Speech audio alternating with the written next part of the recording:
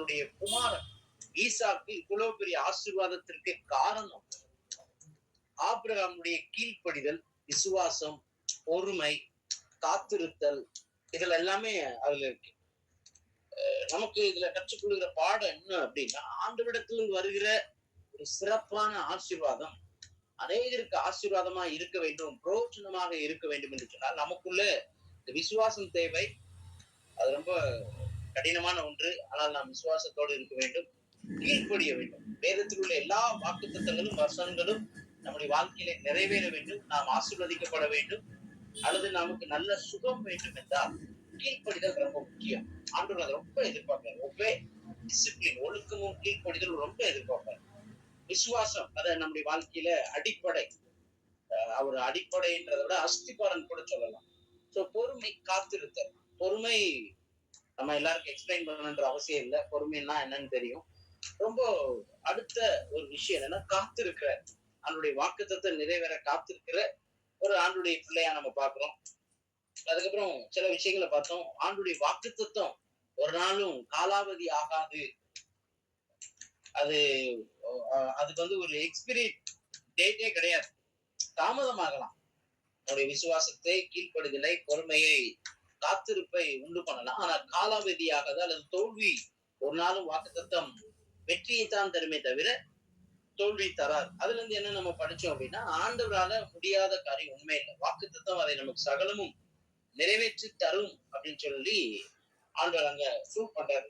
மனிதர்களால், மருத்துவர்களால் முடியாததை கர்த்தர் செய்து காட்டுகிறார். சோ ஆண்டவருடைய நமக்கு கொடுத்திருக்கிற வாக்குத்தத்தங்கள் மேல நமக்கு விசுவாசம், கீழ்ப்படிதல், பொறுமை, காத்திருத்தல், இவை நம்முடைய ஆண்டவரிடத்திலிருந்து நான் பெற்றுக்கொண்ட பிறகு சமுதாயத்திற்கு மிகுந்த ஆசீர்வாதமா இருக்கும். அதுக்கப்புறம் படிச்சோம். நான் ஏற்கனவே உங்களுக்கு சொல்லியிருந்தேன், ஈசாக்கு ரொம்ப கீழ்ப்படுகிற ஒரு மனுஷன். அப்பா மாத்திரம் கிடையாது, பையன் மோரியா மலையில் நடந்த சம்பவம் நமக்கு தெரியும். அவருடைய கீழ்ப்படுதல் ரொம்ப ஆச்சரியமான, அற்புதமானது. தன்னை பலியிட போகிறார்கள் அல்லது பலி கொடுக்க போகிறார் என்று அறிந்து ரொம்ப அமைதியா இருப்பார். ஏன்னா அவருக்கு நல்லா தெரியும், வாழ்க்கையின் அனுபவத்துல தன் தகப்பனை பற்றி நன்கு அறிந்திருக்கிறார். தன் தகப்பனுடைய யெகோவா தேவன் எப்படிப்பட்டவர் என்பதை அறிந்திருந்தார். தேவனுடைய திட்டங்களை நாம் முழுமையாக புரிந்து கொண்டால் மாத்திரம்தான் நாம் விசுவாசமாக, நம்பிக்கையாக, பொறுமையாக, கீழ்ப்படுதலோடு நாம் இருக்க முடியும். தேவனுடைய திட்டத்தை முழுமையாக புரிந்து கொள்ள வேண்டும். ரொம்ப குறுகிய காலகட்டத்திற்காக, நம்முடைய சுய லாபத்துக்காக, சுயத்துக்காக தேவனுடைய வாக்குத்தத்தங்களை, திட்டங்களை நாம் கேட்டு அறிகிறோம் என்றால் அது ஒருவேளை நமக்கு புரியாமல் இருக்கலாம். அது ரொம்ப அவசியம். வாக்குத்தத்தத்தின் பிள்ளையாய் ஈசாக்கு இருந்தார். வாக்குவாதத்தின் பிள்ளை அல்ல, அவர் வாக்குத்தத்தத்தின் பிள்ளை. அந்த கிணறு தோன்ற விஷயங்கள்ல அதை நம்ம படிச்சோம். இன்னைக்கு வசன ஆதாரத்தோட அதை நம்ம படிக்க போறோம். சில நேரம் நமக்கு வருகிற எல்லா பிரச்சனைகளிலும் நாம் வெற்றி பெற வேண்டும் என்று சொல்லி கட்டாயம் கிடையாது. ஆனால் நமக்கு விரோதமாக பேசுகிற, எழும்புகிற, சண்டையிடுகிற, வாக்குவாதம் பண்ணுகிற நபரிடத்தில் சமாதானத்தை உண்டு பண்ணுகிற ஒரு நல்ல பிள்ளையா இருக்க வேண்டும் என்று சொல்லி இந்த ஈசாக்கு வாழ்க்கையில இருந்து நாம் கற்றுக்கொள்ளலாம். அவர் சமாதானத்தை மாத்திரமே மையமாக வைத்தார். சண்டை போடுவதற்கு பல உரிமை அவருக்கு இருந்தது. அவரிடத்துல ஒரு குற்றமும் கிடையாது. அது தகப்பனாருடையது, அவருடைய பரம்பரை சொத்து. நியாயமான எல்லா காரியமும் அவர்கள் பக்கம் இருந்தாலும் இவர் சமாதானத்தை தேடினார். அதுக்கு பின்னாடி என்ன பின் விளைவுகள் நமக்கு தெரியும், நம்ம பார்த்துடலாத. சோ நமக்கு வருகிற எல்லா பிரச்சனைகளும், போராட்டங்களிலும் வெற்றி பெற்று நாம் நம்முடைய கூட இருக்கிறவர்களுக்கு, சொந்த பந்தங்களுக்கு, குடும்பங்களுக்கு யார் என்பதை நிரூபிப்பதற்கு நாம் முயற்சி செய்யக்கூடாது. கூடுமானால் நாம் சமாதானமாய் இருப்பதற்கு முயற்சி செய்யணும். அதுக்கு ஆதாரமாக வசனங்களை வாசிச்சோம். சமாதானம் பண்ணுகிறவர்கள் தான் தேவனுடைய புத்திரரா இருக்கிறார். அப்ப நாம் சமாதானம் பண்ணுகிற ஒரு பாடத்தை ஈசாக்கு வாழ்க்கையிலிருந்து கற்றுக்கொண்டோம். தேவனால் ஆசீர்வதிக்கப்பட்ட ஒரு மனுஷன், பரிபூர்ணமான, முழுமையான, 100 மடங்கு பலன் பெற்ற ஒரு ஆசீர்வதிக்கப்பட்ட ஒரு மகன் ஈசாக்கு. சோ நம்முடைய வாழ்க்கையில என்ன லெசன்? நாம் தேவனால் ஆசீர்வதிக்கப்படுவதை விரும்ப வேண்டும். கர்த்தருடைய ஆசீர்வாதத்தினால் நாம் ஆசீர்வதிக்கப்படுவதும், நம்முடைய வீட்டிலே கர்த்தருடைய பொக்கிஷம் இருக்க வேண்டும், அல்லது தேவனால் நாம் உயர்வை அடைய வேண்டும் என்பதை முழு நோக்கமாக வைக்க வேண்டும். அது நம்முடைய விருப்பமாக இருக்க வேண்டும். தாவீது கேட்கிறார், உம்முடைய அடியான் வீடு உம்முடைய ஆசீர்வாதத்தினால அல்லது உங்களுடைய நன்மைகளினால அப்படின்னு கேட்கிறார். தேவனுடைய ஆசீர்வாதம், தேவனுடைய நன்மையும் நம்முடைய வாழ்க்கையில இருக்கிற பொழுது கடினமான சூழ்நிலைகள்ல நம்ம ஈஸியா ஓவர் கம் பண்ணி போயிடலாம். அதுக்கப்புறம் ஈசாக்கு தேவனுடைய பிரசன்னத்தை அல்லது ஜெபிக்கிற தேவனுடைய பிரசன்னத்தை அனுபவிக்கிற ஒரு மனுஷனா இருந்தான். நம்ம எல்லாருக்கும் தெரியும், நம்முடைய முன்னோருடைய பாரம்பரிய சொத்துக்களோ வசதி வாய்ப்புகளோ அல்லது நம்முடைய அடையாளமோ இவைகளை பார்க்கிலும் தெய்வ பிரசனம் தான் நம்மள உலகத்துல வேல்யூ பண்ணும். இன்னைக்கு அநேக கர்த்தருடைய பிள்ளைகள் நான் யார் என்பதை நிரூபிப்பதற்கு, அடையாளம் இடுவதற்கு அல்லது தன்னை அடையாளப்படுத்திக் கொள்வதற்கு என்னென்னமோ செய்யறாங்க. காஸ்ட்லியான போன்ஸ் யூஸ் பண்றாங்க, தவறு கிடையாது.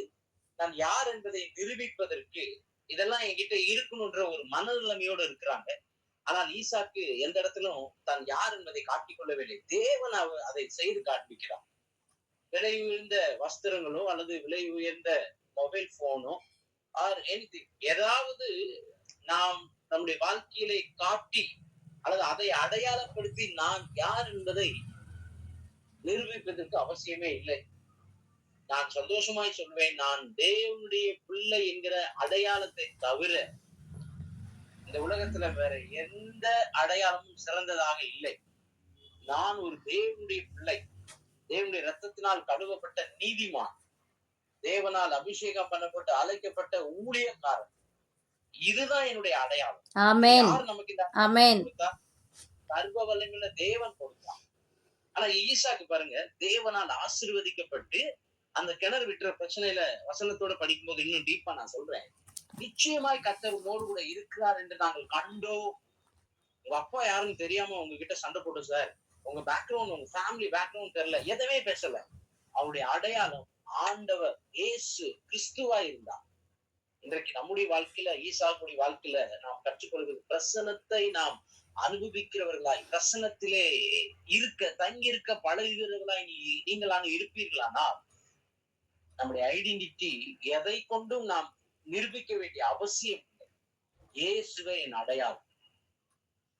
கர்த்தரால் ஆசீர்வதிக்கப்பட்டவர்களாய், கர்த்தரால் அழைக்கப்பட்டவர்களாய், கர்த்தரால் அபிஷேகம் பண்ணப்பட்டவர்களாய், கர்த்தரால் வேறு பிரிக்கப்பட்ட தனித்துவமான ஒரு பிள்ளையாய் ஆண்டவர் ஈசாக்கை காட்சினார். ஆபிரகாமுக்கு மாதிரி கிடையாது, ஈசாக்க தனித்துவமா ஆண்டவர் பயன்படுத்துறார். நான் அடிக்கடி சொல்லுவேன், வேதத்துல ஒவ்வொருத்தரையும் ஆண்டவர் அப்படிதான் பயன்படுத்துறாரு, அப்படிதான் மாத்துறாரு. அந்த பிரசனத்தை அவர் ரொம்ப வேல்யூ பண்ணார். ஆண்டவரையும் அவருடைய வசனத்தையும் அவருடைய பிரசனத்தையும் அவருடைய சமூகத்தையும் வேல்யூ பண்றவங்கள, அதை நம்முடைய அடையாளமாக கொண்டிருக்கிற பிள்ளைகளை கர்த்தர் சமுதாயத்துல, குடும்பத்துல உங்களை யார் என்பதை அடையாளப்படுத்துவார். கிறிஸ்துவே உங்கள் அடையாளம். உங்களுடைய அடையாளத்தை காண்பிப்பதற்கு, உங்க ஐடென்டிட்டி, நீங்க யார் என்பதை மனிதர்களுக்கு நீங்க நிரூபிக்க முயற்சி செய்ய வேண்டாம். உங்களோடு கூட ஆண்டவர் இருக்கிறார் என்றும் நீங்கள் ஆண்டுடைய பிள்ளைகள் என்றும் கர்த்தர் நிரூபிப்பீராக அவசியம் இல்லை. நீங்க பிரசனத்துல இருந்தீங்கன்னா கர்த்தரே அதை செய்வார். நான் இருக்க வேண்டிய இடத்தில் இருப்பேனே, ஆனால் என்னை இருக்க வேண்டிய இடத்தில் வைப்பது அவர் வேலை. இந்த ஈசாக்குடைய வாழ்க்கையில நான் மெடிடேட் பண்ணதுல, நான் பர்சனலா நான் லேர்ன் பண்ணது அதுதான். சாயங்கால வேலையில அப்படியே ஆண்டுடைய பிரசனத்துல ஜபத்துல உட்கார்ந்து இருக்கிற அதை வேல்யூ பண்றதுனாலதான் அவருடைய அடையாளத்தை ஆண்டவர் மாத்துறாரு. தனியா செப்பரேட் பண்ணி சூப்பரா ஆண்டவர் பயன்படுத்துறாரு. இந்த காரியங்களை நம்ம படிச்சோம். சுருக்கமா சில விஷயங்கள் நான் சொல்லி கொடுத்தேன். தேவனுடைய வாக்குத்தத்தங்களை நம்ம நம்பணும், கீழ்ப்படிகளோட வாழணும், காத்திருக்க பழகணும், விசுவாசத்தோடு இருக்கணும், சமாதானத்தை நாடுகிறவர்களாய், சமாதானத்தை உண்டு பண்ணுகிறவர்களாய் இருக்கணும் அப்படின்னு சொல்லி, ஆசீர்வாதத்திற்காக தேவனை சார்ந்தல்ல, பிரசன்னத்திற்காக தேவனால் ஆசீர்வதிக்கப்படணும். ஆனா அதுக்காக மட்டும் தேவனை சார்ந்திருக்க கூடாது. ஈசாக்கு அதுல ரொம்ப கவனமா இருந்தார். தேவனுடைய பிரசனத்தை பிரியாரிட்டிஸ் பண்ண, அதுதான் கடைசியா பார்த்தோம். தேவனுடைய பிரசனத்திற்கு ஒரு மிகப்பெரிய முன்னுரிமை கொடுத்தான். தேவனுடைய பிரசனத்தில் தான் வாழ்ந்தார். 26, 24 நீங்க பாத்தீங்கன்னா தெரியும். அதுக்கப்புறம் நான் பார்த்தோம், தேவனுடைய சத்தத்தை கேட்கிறவராய் இருந்தார்.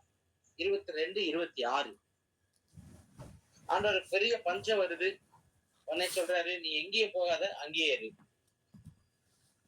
ஆபிரகாம் நாட்களில் உண்டான பஞ்சத்தை எல்லாமே பின்னும் ஒரு பஞ்சம் தேசத்தில் உண்டாயிற்று. அப்பொழுது ஈசாக்கு பெலிஸ்திய ராஜாவாகிய அபிமெலேக்கிடத்திற்கு கேராரூருக்கு போனான்.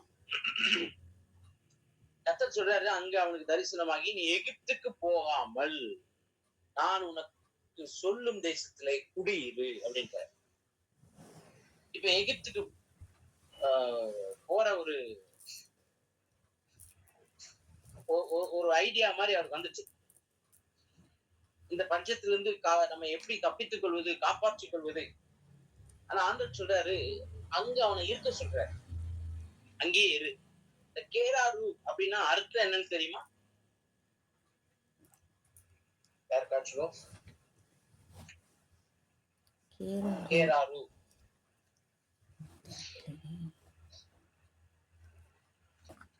தெரியல. வார்த்தை பெயர்செபா பக்கத்துல இருக்கு. இப்போ நான் கொஞ்சம் ஆன்லைன்ல பார்த்து படிச்சேன்.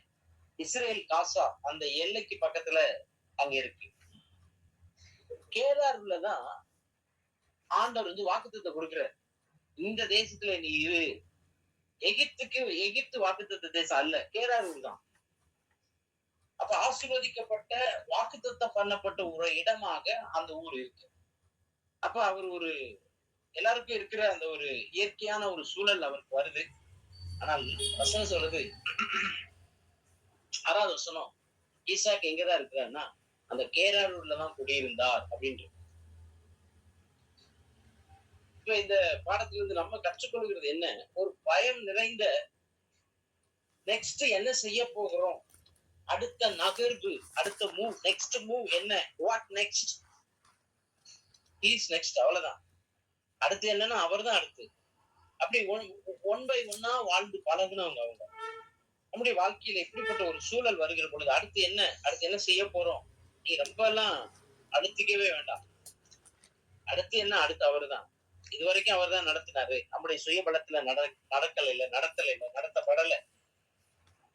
நிச்சயமா அவர் நடத்துவார். 1ல இருந்து 6 வசனம் வரைக்கும் பாத்தீங்கன்னா இதுதான் இந்த பஞ்சம். ஆண்டவர் வந்து வாசம் பண்ண சொல்றாரு, வாக்குத்தத்தம் கொடுக்கிறாரு,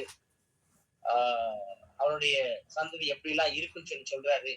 இந்த சத்தத்தை கேட்டு அங்கேயே குடியிருக்கிறார். அப்படின்னா நீங்கள் நானும் ஆண்டுடைய சத்தம் கேட்கிறவர்களா இருப்போமானால் நமக்குள்ள கீழ்ப்படிதல் தான் பிரதான காரியமா இருக்கும். முக்கியமான முதன்மையான காரியமாக கீழ்ப்படிதல் இருக்கும். இன்னைக்கு அடுத்து சொல்றேன், ஒவ்வொரு கர்த்தருடைய பிள்ளையும் தேவ சத்தத்தை கேட்கிறவர்களா இருப்பார்கள், ஆனால் கீழ்ப்படுகிறவர்களா இருப்பார்கள். கீழ்ப்படுகிறவர்களா இருப்பார்களே ஆனால் அவர்கள் நிச்சயமாக ஆசீர்வதிக்கப்பட்டவர்களா இருப்பார்கள். பிரமாணத்துக்கு கீழ்ப்படியாமல் அல்லது இந்த வேத வசனத்துக்கு, பிரமாணத்துக்கு, கட்டளைகளுக்கு நம்மை விலக்கி கொள்ள நினைத்தால், யோசுவா குறித்து அப்படிதான் சொல்லுங்க, நியாயப்பிரமாண புஸ்தகத்தை விட்டு நீ வலதுபுறம் இடதுபுறம் சாஞ்சிராத, அதை நாம் கண்ணோக்கமாக வைத்து நடந்தால் புத்திமானாய் நடந்து கொள்வோம் அப்படின்னு சொல்லி வசனம் மிக அழகா சொல்லுது. தேவனுடைய சத்தத்தை கேட்பது அல்லது ஜெபம் அப்படின்னா அவருடைய சிந்தையை மாற்றுவது அல்ல ஜெபம். நம்முடைய சிந்தையை ஆண்டவருடைய சிந்தைக்குள் உட்புகுத்தி அவருடைய மனநிலைமையை மாற்றுவதற்கு பெயர் ஜெபம் அல்ல. அவருடைய சிந்தையை புரிந்து கொள்வதுதான் ஜெபம்.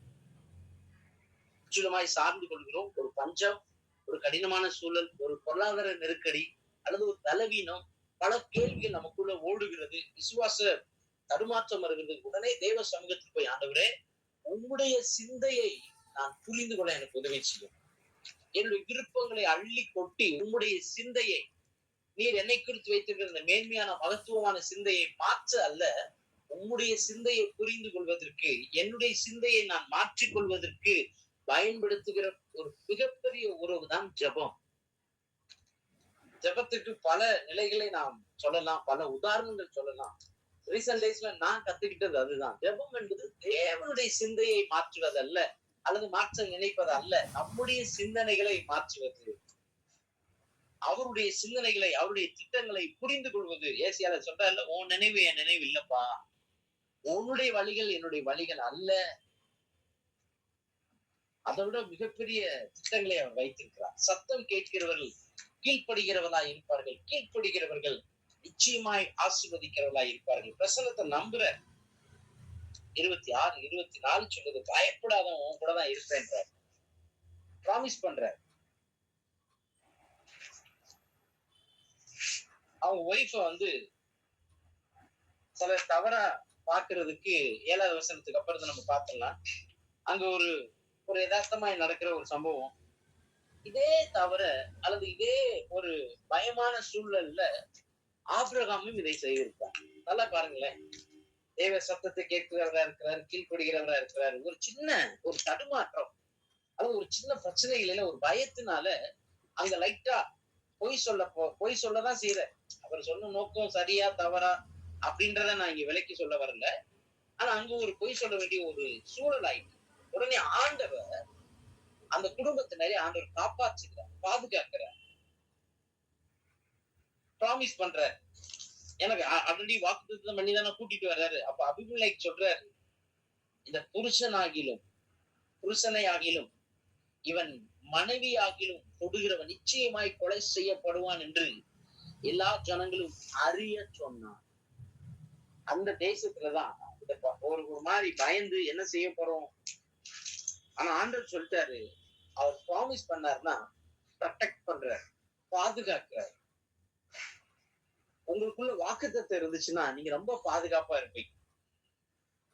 எதை குறிச்சும் உரி பண்ணாம கவலைப்படாம ஒரு பாதுகாப்பு உணர்வு, பயம் இல்லாது.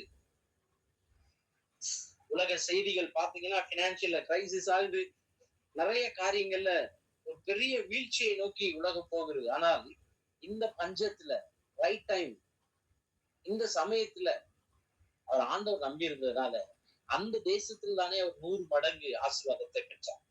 நாம் கற்றுக்கொள்கிற பாடம் என்ன? நம்முடைய வாழ்க்கையில் நாம் எதிர்பாராத விதமாக நடக்கிற எல்லா நெருக்கடியிலும் தேவன் நம்மை ஆசீர்வதிப்பதற்கு, நம்மோடு கூட இருப்பதற்கு, நம்மை நேசிப்பதற்கு அவர் இன்னும் உண்மையுள்ளவராய் இருக்கிறார். அவருக்கு கால சூழ்நிலைகள்லாம் அவருக்கு விஷயமே கிடையாது. அவரை நம்பி இருக்கிற பிள்ளைகளை அவர் நேர்த்தியாய் நடத்துவார். எல்லாருக்கும் ஒரு பஞ்சமான ஒரு சூழல். இன்னைக்கு சொல்றாங்க ஒரு வெப்பம் உருவாயிருக்கு, அது மூலமா பல இடங்கள்ல மழை வராது, பல இடங்கள்ல மழை வெள்ளம் அடிச்சு ஓடும், விவசாயம் இருக்காது, எல்லாத்தையும் சொல்றாரு. நான் ஈசாக்குடைய இந்த வசனங்களை தியானிக்கும் போது எனக்கு அது ஓடுச்சு. அப்ப ஈசாக்கு மட்டும் ஆண்டவர் எப்படி வித்தியாசமா ஆசீர்வதித்தார். தேவனுடைய பிள்ளைகள் கொஞ்சம் உலக சிந்தை அல்லாதவர்களாய், மாற்று சிந்தை உள்ளவர்களாக, விசுவாச சிந்தை உள்ளவர்களாய் நாம் மாற வேண்டும். என்ன அன்னைக்கு இருந்த அதே சூழல் தான் இன்றைக்கு நடக்கிறது. ஈசாக்கோ அல்லது அவருடைய ஆபிரகாமோ அவருடைய சந்ததியோரு வேற்று கிரகவாசி அல்ல, நம்மை போன்ற மனிதர்களா, நம்மை போன்ற உலகத்தில் தான் வாழ்ந்திருக்கிறார்கள். நாம் கண்ணார பார்க்கக்கூடிய உலகத்தில் அல்லது ஊர்ல அந்த கிராமங்கள்ல தான் இருந்திருக்கிறாங்க. இன்றைக்கு அந்த ஊருடைய பெயர்கள் மாற்றப்பட்டிருக்கிறது, அவ்வளவுதானே தவிர நாம் வாழ்கிற இதே பூமியில் தானே அவர்கள் வாழ்ந்தார்கள். அவர்களையும் தேவன் நடத்தினாரே. அந்த கீழ்ப்படிதல், நம்பிக்கை, விசுவாசம், பொறுமை, நேர்த்தியாய் நடத்தினர். ஆண்டவரால 100 மடங்கு ஆசீர்வதிக்கப்படுறார். பயப்படாத, நான் உன் கூட தான் இருக்கிறேன். அகைன் திரும்ப திரும்ப அந்த வாக்குத்தத்தத்தை நினைப்பூட்டி ஆண்டவர் நடத்துறார். நல்ல கவனிங்க. இந்த காரியத்தை ஏன் நான் சொல்ல வரேன்னா, தேவனோடு ஒரு தனித்துவமான உறவை வைத்திருக்கிற பிள்ளைகளுடைய வாழ்க்கையில எப்படி ஆண்டவர் ஒரு மகத்துவமான, ரொம்ப அழகான ஒரு காரியங்களை நடப்பிக்கிறார் அப்படின்றத நான் சொல்ல வரேன். இந்த பர்சனல் ரிலேஷன்ஷிப்போட வேல்யூவை பாருங்களேன், அதோட ரிசல்ட்ட பாருங்க எப்படி இருக்கு. நான் அதைதான் அழுத்தி சொல்றேன். இவ்வளவு உதாரணங்களை, இவ்வளவு வாழ்க்கை குறிப்புகளை நம்ம படிக்கிறோம். ஒவ்வொரு வியாழக்கிழமையும் செவ்வாய்க்கிழமையும் முன்னாடி நம்ம படிச்சோம். ஒவ்வொருடைய வாழ்க்கை குறிப்பு எடுத்து நீங்களே படிங்க. உங்களுக்கு புரிஞ்ச வரைக்கும் நீங்க படிங்க. அந்த வசனங்களை 2-3 தடவை அந்த அதிகாரங்களை வாசிங்க. உங்களுக்கு நல்ல ஒரு அண்டர்ஸ்டாண்டிங் வந்துடும். இந்த வசனங்கள் இந்த வசனம் வரைக்கும் இல்ல, அந்த அளவுக்கு எனக்கு டைம் இல்ல, பட் வாசிக்க இன்ட்ரெஸ்ட் இருக்குன்னா நீங்க பைபிள் வெப்சைட்ஸ் எல்லாம் இருக்கு. பைபிள் நீங்க கூகுள்ல போயிட்டு நீங்க இருக்கு எனக்கு விளக்கம் தான் சொன்னா அது தரும். வேத வசனங்களை அறிந்து கொள்வதற்கு நாம் சில காரியங்களை படிப்பதில் தவறில்லை. இந்த காரியம், இந்த தேடல்லாம் தேவ உறவை தேடுவதற்கு, தேவ உறவை தக்க வைத்துக் கொள்வதற்கு, அதனுடைய மதிப்பை உணர்வதற்கு, அந்த நோக்கத்துக்கு தான் தேடுறோம். அதுக்காக தான் படிக்க விருப்பப்படுறோம். அப்படி இருந்தவர்களை தேவன் எவ்வளவாய் ஆசீர்வதித்திருக்கிறார். கடினமான சூழல், எதிராளிகள் மத்தியில், அக்கா கூட பாட்டு படிச்சாங்க, எதிரி வந்தா எத்திடுவார்னு சொல்லி. அந்த மாதிரிதான் இங்க நடக்குது. தொட்டனா கொன்றுவேன்றாரு. யோசிச்சு பாருங்களேன்.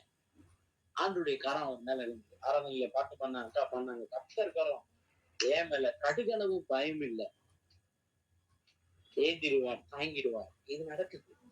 ஆதியாகமம் 26, 27 நமக்கு தெரியும். அங்க ஒரு பலிபீடத்தை கட்டுறாரு. கர்த்தருடைய நாமத்தை தொழுது கொண்டு வர்ஷிப். அங்கே ஒரு கூடாரத்தை போட்டான். அவ்விடத்திற்கு ஈசாக்கின் வேலைக்காரன் ஒரு திறவை வெட்டினாங்க. பலிபீடத்தை கட்டி அவர் பெருக பண்றேன், ஆசீர்வதிக்கிறேன். அதுக்கு முன்னாடி எல்லாம் வாக்குத்தத்தங்கள் கொடுக்கிறாரு. வர்ஷிப் என்பது தேவனை ஆராதனை செய்வது என்பது ஒரு நன்றி செலுத்துகிற ஒரு விதம். அது நன்றி செலுத்துகிற ஒரு காரியம். அது வரைக்கும் நம்ம அதுக்கு முன்னாடி உள்ள வசனங்கள்லாம் பாத்தீங்கன்னா அழகா அங்க ஒரு 3 காரியங்கள் நடக்கும். ஏசைக்கு, சித்துனா, ரேகபோத். இந்த 3ம் அங்க நடக்கிறத நம்ம பார்க்கிறோம். அப்போ ஒவ்வொரு இடத்துக்கும் ஒவ்வொரு பெயர் அங்க வருது. 12ல இருந்து 22 வரைக்கும் பாத்தீங்கன்னா அந்த கிணறு வெட்டுற சம்பவங்கள் வருது. இதுக்கப்புறம் ஆண்டவர் அவரு ஆராதனை செய்கிற ஒரு மனுஷனா மாறிட்டார். ஏசைக்குன்னா சண்டை போடுறான். அப்புறம் சித்துனானா அதுக்கு வாக்குவாதம் பண்ணாங்க. அதனால சித்தனா என்று பெயரிட்டான். அப்படின்னா விரோதமாக வந்தார்கள். முதல் சண்டை போட வர்றான், அப்புறம் விரோதமா வர்றான். அதுக்கப்புறம் தான் ஒரு ரெகபோத் வருது. அவன் தேசத்தில் பழுகும்படி அவனுக்கு இடம் உண்டாக்கினான். ரிலேஷன்ஷிப் பாருங்க, நீங்க பழுகி பெருகுவீங்க. வசனம் சொல்லுது அவன் வர வர விருத்தி அடைந்தான். தேவ பிரச்சனத்துல இருக்கிற ஒரு பெரிய ரிசல்ட் என்னன்னா வர வர விருத்தி ஆகும். இங்க வர்ஷிப் பண்றவன நம்ம பார்ப்போம். ஆண்டவரை ஆராதிக்கிறார், ஆண்டவருக்கு நன்றி செலுத்துகிறார். இவ்வளவு செய்த ஆண்டவருக்கு இப்படிப்பட்ட ஒரு தொழுகையை அவர் செய்யறார். பலிபீடத்தை கட்டி பிரயாசப்படுறாங்க துதிக்கிறதுக்கு, வர்ஷிப் பண்றதுக்கு, ஆண்டவர் மகிமைப்படுத்துறதுக்கு. பலிபீடம் கட்டுறதுன்னா சும்மா உடனே வைக்க முடியாது. அதுக்கு ஸ்பெஷலா இருக்கு. அவர் விருப்பப்படுற மாதிரி அதை செய்யணும். பலி செலுத்தப்பட வேண்டியது எல்லாம் நமக்கு தெரியும். அப்ப ஆராதனை செய்வது என்பது அது ரொம்ப ஒரு கனத்துக்குரியது, பயபக்திக்குரியது. பரிசுத்தமுள்ள தேவனுக்கு அந்த மகிமையை கொண்டு செல்லணும். வசனங்கள் சில இடத்துல பாத்தீங்கன்னா அந்த ஆராதனையை கர்த்தர் சுகந்த வாசனையா அவர் ஏற்றுக்கொள்கிறார். அவருக்கு பிரியம் உள்ளதான அந்த வர்ஷிப். அழகா பாடல்கள் அழகா பாடுறது ஆராதனை கிடையாது. ராகமா பாடுறது ஆராதனை கிடையாது. அவரோடு கூட உறவை ஏற்படுத்துகிற அந்த உணர்வோடு பாடுகிறதா ஆராதனை. நன்றி உணர்வோடு பாடுகிறதா ஆராதனை. நிறைய பேர் அத ஆராதனையா நினைச்சுக்கிறாங்க. அது ஆராதனை கிடையாது. இப்ப நானும் ராகமா பாடுவேன், எனக்கும் நல்லா பாட தெரியும். பாட தெரியுன்றதுக்காக பாடுறது கிடையாது. ராகமா என்னுடைய ராகம் நல்லா இருக்கு, என்னுடைய குரல் நல்லா இருக்கு, அதுக்காக பாடுங்க இல்ல. அந்த உணர்வோடு சேர்ந்து அந்த வார்த்தையுடைய அர்த்தத்தை உணர்ந்து, அந்த அன்பை உணர்ந்து, தசனத்தினால நிரப்பப்பட்டு பண்ணுகிற அந்த ஒரு ஆராதனை இருக்கு பாருங்களேன். அதுக்கு குரல் வளம்லாம் தேவையில்லை. ஆமென் ஆமென். பாடுனாலே பிரசனத்தை உணர முடியும். அக்கா நீங்க நல்லா பாடுறவங்கள நான் உங்களை குறை சொல்லல. எனக்கு நல்லா பாடுறது ரொம்ப பிடிக்கும். ராகம் பாடுறது ரொம்ப பிடிக்கும். எங்க வீட்டுல கேட்டீங்கன்னா எனக்கு கம்ப்ளைண்ட் பண்ணுவாங்க. ராகம் மாத்தி பண்ணா நான் நிப்பாட்டிடுவேன் பாட்டே. ஏன்னா எனக்கு ஒரிஜினல் டியூன் மறந்துடும் சொல்லி நிப்பாட்டிடுவேன். அப்படி ஆள்தான். ஆனா ஆண்டவர் அப்படி ஆள் கிடையாது. நிப்பாட்டு, நீ ஸ்கேல்ல பண்ணாதான் இந்த பாட்டு நான் அக்செப்ட் பண்ணுவேன். டி மேஜர், இ மேஜர்ல பாடு, நீ இப்பெல்லாம் பாடாத. நான் பிரேக் பண்றேன். ஆனா ஆண்டவர் அதை பிரேக் பண்ண மாட்டார். அதான் நான் சொல்லுவேன். அதாவது நீங்க ராகமா பாடுறவங்க நல்லா பாடுங்க, நிக்சன் பாஸ்டர் விட்டாருன்னு சொல்லி பாடாம இருக்கிறாருங்க. நீங்க தாராளமா பாடுங்க. ஆனா ஆராதனுடைய நோக்கம் சரியா இருக்கும். எனக்கு பாடவே தெரியாது. இன்னைக்கு ஈவினிங் ஒரு அண்ணனை மீட் பண்ணேன். அவர் சொன்னாரு, எங்க டீம் ஜூம் பிரேயர்ல ஒருத்தர் பாடுவாரு, அரச கோட்டைக்குள்ளே நான் நுழைந்து விட்டேன், இனி எதுவும் என்னை அணுகாது அப்படின்னு படிப்பாராம். நம்ம இப்படி நம்ம வாசிக்கிறோமே, ஆப்போசிட்ல இருக்கிறவங்க என்ன நினைப்பாங்க அப்படின்னு அவர் யோசிக்கவே இல்லை. அல்லது இப்படி நம்ம ராகமா பாட தெரியாம அவங்கள டிஸ்டர்ப் பண்ற மாதிரி எதுவுமே அவர் நினைக்கல. குழந்தை மனசு. அவர் சொல்றாரு, ஒரு இன்னசென்ட்டா அவர் அதை அப்படியே வாசிக்கிறார். நம்ம எல்லாரும் பாடல் பாடுவோம், அவர் படிக்கிறார், பாடல படிக்கிறார், வாசிக்கிறார். அவருக்கு என்ன ஆசைன்னா இந்த வார்த்தைகளை சொல்லி தேவனை மகிமைப்படுத்தணும். அந்த வார்த்தையுடைய அர்த்தத்தை அவர் உணர்ந்து அதை சொல்றார். அப்ப அண்ணன் சொல்றாங்க அவங்க, நான் இது வரைக்கும் அதை அவங்கள டிஸ்டர்ப் பண்ணதே இல்லைன்னு. அவங்க ஃப்ரீயா வொர்ஷிப் பண்றாங்க. அதுதான் ஆண்டவர் அப்படியே அது அது அது அவர் அப்படியே ஏத்துக்கிறாரு அத. ஒரு மாடிஃபிகேஷன் கிடையாது அங்க. அப்படியே திறந்த இருதயத்தோடு அவர் போறார். சில நேரம் அப்படி நம்ம மாத்தி பண்ணிடுறோம். நோக்கம் சரியா இருக்கணும். ஆராதனை என்பது பாடல் வரிகள் ரொம்ப முக்கியம். பாடல் செலக்ஷன் ரொம்ப முக்கியம். ஆனா அது உறவுல டச் ஆகாம, கனெக்ட் ஆகாம அந்த worship songs or voice disconnect ஆயிருந்துச்சுன்னா யோசித்து பாருங்களேன். நான் அழுத்தி சொல்ல விரும்புறேன் இந்த விஷயத்த. அழகா ராகமா பாடிட்டு நல்லா பாடுனீங்க அப்படின்றத விட, இந்த பாடல்ல ஒரு பிரசன்னத்தை நான் ஃபீல் பண்ணேன். ஆண்டவருடைய வார்த்தை என்னை தொட்டுச்சு. நான் ப்ரிப்பேர் பண்ண மெசேஜ் பாட்டு பாடணும்னு தெரியாது. ஆனா கர்த்தர் பாரு என் மேலங்க கடுகளவும் பயம் இல்லை. இந்த ஈசாக்கோட இந்த மெசேஜ் எனக்கு ரொம்ப ஆப்டா இருந்துச்சு. எதிராளிகள் வந்து மிஸ்யூஸ் பண்றதுக்கு வர்றாங்க. அந்த புக்கா பாருங்க, எதிரி வந்தா எத்திடுவார்.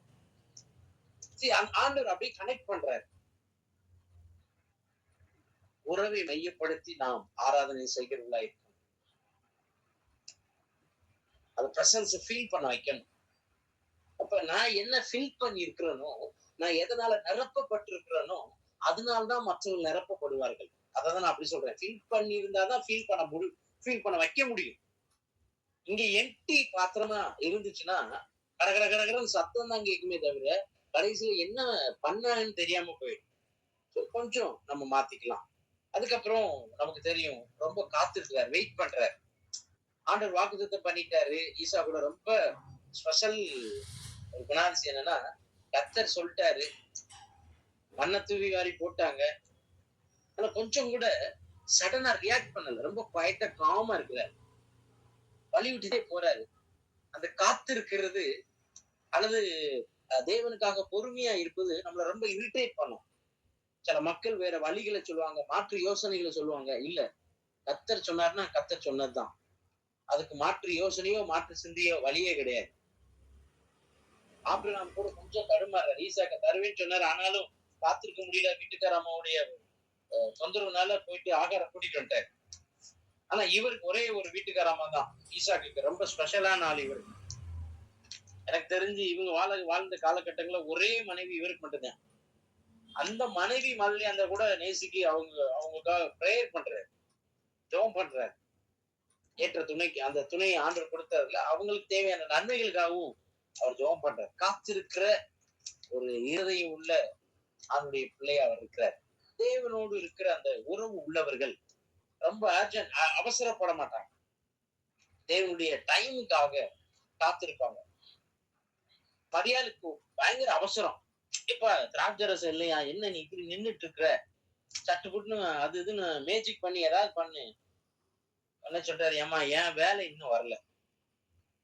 உன் அவசரத்துக்குலாம் நான் எல்லாத்தையும் செய்ய முடியாது. என் வேலையில செய்யும் பொழுதுதான் அல்லது என்னுடைய நேரத்தில் செய்யப்படும் பொழுதுதான் அது முந்தின ரசத்தை பார்க்கிலும் ருசியுள்ளதாய், அதிக ருசியுள்ளதாய் இருக்கும்.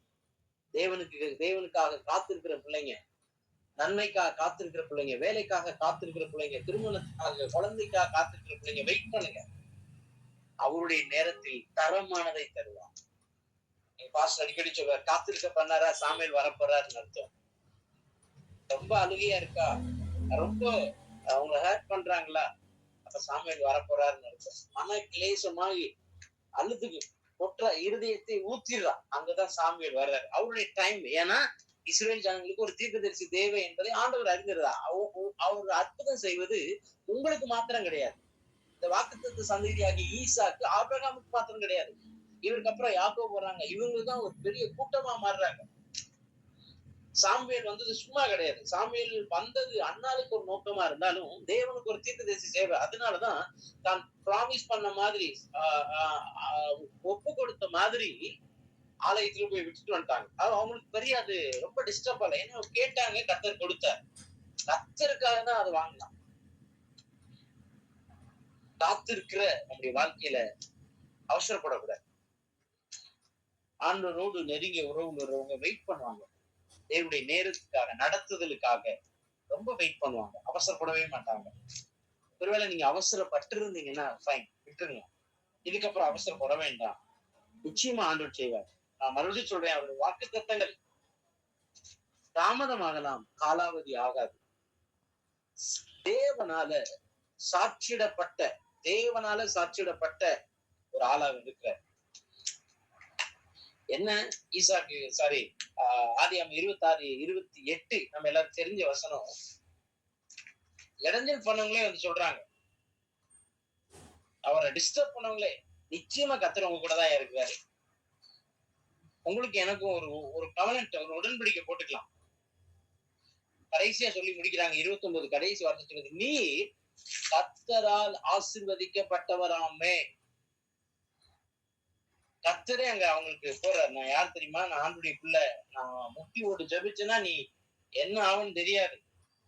நம்ம ஐயா அப்படித்தானே பாடுறாரு, கிறிஸ்தவனை டிஸ்டர்ப் பண்ணாத, அவனை அசால்ட்டா நினைச்சிடாத, அவன் முட்டு போட்டு ஜெபிச்சான்னா முதுக காட்டி ஓடிடுவேன். ஒரு சந்தோஷமான பாடல். ஆனா ஒரு நாளும் ஈசாக்கு அதை சொல்லி காட்டல. கர்த்தர் அங்க செய்ய வைக்கிற தேவனோடு இருக்கிற அந்த உறவு உங்களை காத்திருக்க பண்ணது, அமைதியா இருக்க பண்ணதுன்னா கர்த்தர் செயல்படுறாருன்னு அர்த்தம். நீங்க செயல்பட்டீங்கன்னா கர்த்தர் சைலண்ட் ஆயிடுவார்.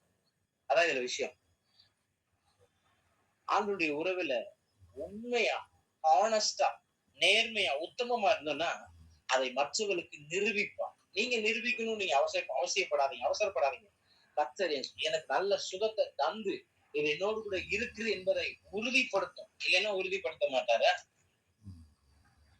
இதை செஞ்சுதான் அவர் தன்னை உறுதிப்படுத்தணுமா? எங்கேயுமே வசனம் சொல்லுது, நான் சுயமாய் ஒன்றும் செய்யாமல் என்னை அனுப்பினவருடைய நோக்கத்தை நிறைவேற்றத்தான் நான் செய்யறேன்றார். ஒரு நாளும் அவசரத்துக்காக அவர் வேலை செஞ்சதே கிடையாது. அல்லது அவருடைய பெருமையை காட்டுவதற்கோ தன்னுடைய அடையாளத்தை காட்டுவதற்கோ எங்கேயுமே அவர் செஞ்சது கிடையாது. எங்க தேவை இருக்கோ, எங்க அவருடைய நாம மகிமைப்படணுமோ அங்கேதான் ஆண்டவர் அற்புதத்தை செய்யறார். அதுதான் தேவனால சாட்சியிடப்பட்ட ஒரு வாழ்க்கை. சொல்லி முடிக்கிறேன், டைம் ஆயிடுச்சு. தேவனுடைய சத்தத்தை கேளுங்க. இங்க இருன்னு சொன்னாருன்னா இங்க இருங்க, இங்க போன்னு சொன்னா போங்க, செய்யாதுன்னு சொன்னா செய்யாதீங்க. அவருடைய சத்தத்தை கேட்க பாருங்க. அவருடைய சத்தம் கேட்பதற்குனாக யார் சத்தத்தையும் கேட்காதீங்க. அவரிடத்துல ஆலோசனை கேட்பதற்குள்ளதாக யாரிடத்துல ஆலோசனை கேட்காதீங்க. அவர் வாய்ஸ் கேட்காம யாருடைய வாய்ஸ் கேட்காதீங்க. அவருடைய நடத்துது இல்லாம வேறொருவரால நடத்தப்பட விரும்பாதீங்க, அவசரப்படாதீங்க. அவருடைய பிரசனத்தை, வாக்குத்தத்தத்தை நம்புங்க. அவரை நல்லா ஆராதிங்க. அவருடைய நேரத்துக்காக காத்திருங்க. நம்முடைய வாழ்க்கை நாம் யார் என்பதை நிரூபிப்பதற்கு அல்ல, தேவனுடைய சாட்சியாக, தேவனுடைய நாமம் மகிமைக்காக நாம் வாழ வேண்டும் என்று சொல்லி அந்த தீர்மானத்தோடு நாம் ஜெபிக்கலாம். நல்ல தகப்பனே, இந்த வேலைக்காக நன்றி. இயேசுவின் நாமத்தினாலே இந்த சமயத்துல வருகிறோம். தேவனோடு உள்ள உறவின் மூலமாய் இப்படிப்பட்ட ஒரு மகத்துவமான காரியங்களை, நன்மைகளை நீ வைத்திருக்கிறதை நாங்கள் அறிந்திருக்கிறோம். காத்திருக்க எங்களை பழக்குவீங்க. தேவ சத்தத்தை கேட்கிறவர்களாய் மாற்றுங்க. அவசரப்படாம பிரசனத்தை நம்பி சார்ந்திருக்க எங்களுக்கு உதவி செய்யுங்க. வாக்குத்தத்தங்கள் தாமதமாகலாம், காலாவதியாகாது என்பதை அறிந்திருக்கிறோம். எங்கள் ஜெபம் எங்களுடைய சிந்தைகளை, விருப்பங்களை, நினைவுகளை உம்மிடத்தில் நிறைவேற்றுவதற்காக அல்ல, உம்முடைய சிந்தையை, உம்முடைய விருப்பத்தை, நோக்கத்தை புரிந்து கொள்கிற இருதயம் உள்ளவர்களாய் நாங்கள் வாழ எங்களுக்கு உதவி செய்ய மாட்டேங்கிறேன். உங்களால நாங்க சாட்சியிடப்படணும். நீர் எங்களோடு கூட இருக்கிறீர் என்பதை நாங்கள் அல்ல, எங்களை பகைக்கிற, எங்களுக்கு விரோதமாய் பேசுகிற, எங்களுக்கு விரோதமாய் செயல்படுகிறவர்கள் காணத்தக்கதாக ஈசாக்குக்கு செய்ததை போல நீர் எங்களுக்கு செய்யப்படுவதற்காக நன்றி. நெருக்கடியான சூழல்ல தேவ சத்தம் கேட்டு அங்கே கீழ்ப்படிதலோடு தங்கியிருந்தபடினாலே 100 மடங்கு ஆசீர்வாதமும் வர வர விருத்தியான ஒரு வாழ்க்கையும் தந்தீர். அதே போல நாங்களும் எங்கள் கடினமான நெருக்கமான சூழலில் தேவனை சார்ந்து விருத்தி அடைய, பழுகி பெருக, 100 மடங்கு சகலவிதமான காரியங்களும் ஆசீர்வதிக்கப்பட எங்களுக்கு உதவிச்சு நன்மைகளினால் நிரப்பும். இதனால ஜபத்துல விருப்பத்தோடு கலந்து கொண்டு உடைய பிள்ளைகளை வாழ்த்துகிறோம், ஆசீர்வதிக்கிறோம். நல்ல சுகத்தையும், பலனையும், ஆரோக்கியத்தையும், ஐஸ்வர்யத்தையும் தருவிடா. இரவில நல்ல சுகமான நித்திரை தாரும், காலையில எழுந்திருக்க உதவி செய்யும், ஆராதிக்க கிருபை தாரும். கெட்செமனே இந்த ஃபெலோஷிப்ல இருக்கிற ஒவ்வொரு குடும்பங்களை ஆண்டவரே, கணவன், மனைவி, பிள்ளைகளை, பேர குழந்தைகளை ஒவ்வொருவரையும் உடைய கரங்களை ஒப்புக் கொடுக்கிறோம். ஆசீர்வதியும். காலை, மதியம், இரவு 3 வேளையும் ஜெபிக்கிற இந்த குழுக்களுக்காக நன்றி. ஆண்டவரே, இன்னும் அநேக ஜெபிக்கிற பிள்ளைகளை எங்களோடு கூட இணைக்க போறதுக்காக நன்றி. இதில் இணைந்து ஜெபிக்கிற ஒவ்வொருடைய வாழ்க்கையிலும் நீ நன்மையானவைகளை செய்ய போவதற்காக நன்றி செலுத்துகிறோம். ஆண்டவரே, இந்த குழுவில் இணைந்திருக்கிற ஒவ்வொருவருக்கும் ஏக சிந்தையும் ஒருவனும் ஐக்கியம் உண்டாகும். இந்த ஜபத்தின் மூலமாய் ஒரு அசைவு உண்டாகும்படி நான் ஜெபிக்கிறேன். பிள்ளைகளை உடைய கரங்களை ஒப்பு கொடுக்கிறோம். பலவீனமாய் இருக்கிற பிள்ளைகளுக்கு பலனை தாங்க. தேவையோடு இருக்கிற பிள்ளைகள் தேவைகளை சந்தியும். அவருடைய இருதயத்தின் விருப்பங்களை நிறைவேற்றி எங்களை ஆசீர்வதிக்க போறதுக்காக ஸ்தோத்திரம். எங்கள் அடையாளம் தேவனும் தேவனுடைய பிரசன்னமாய் இருக்கும்படி ஜெபிக்கிறோம். எங்களை யார் என்பதை நிரூபிக்க நாங்கள் முயற்சி செய்யாதபடி எங்களுக்குள்ள இருக்கிற ஆண்டவர் வெளிப்பட எங்களை மறைத்துக் கொள்கிறோம். எங்களை மறைத்துக் கொள்கிறோம். யோவான் சொன்னது போல அவர் பெருகுவோம், நாங்கள் சிறுகவும். பிரசனத்துல விட்டுக் கொடுக்கிறோம். கிருபையினால் மூடிக்கொள்வோம். இயேசுவின் நாமத்தில் ஜெபிக்கிறோம் நல்ல பிதாவே.